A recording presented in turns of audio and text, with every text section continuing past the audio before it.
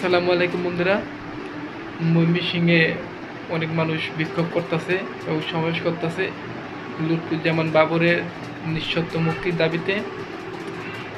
ময়মনসিংহে একটি জেলা, যেই জেলা থেকে লুৎফুজ্জামান বাবরকে মুক্তির দাবিতে মিছিল করতেছে, তাও নিঃশর্ত মুক্তি।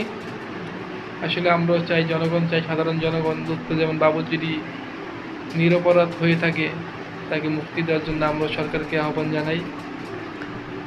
আসলে বর্তমান যে জেনারেশন লুৎফুজ্জামান বাবরকে তারা আসলে অনেক ভালো জানে।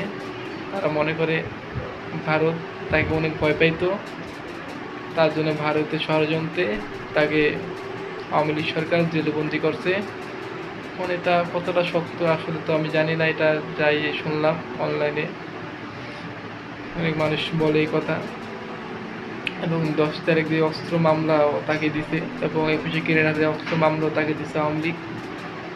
আসলে এটা যদি এটা কোনো সমস্যা থাকে, এটা যদি ভুল হয়ে থাকে, রাষ্ট্র আবার এটা নিয়ে তদন্ত করব।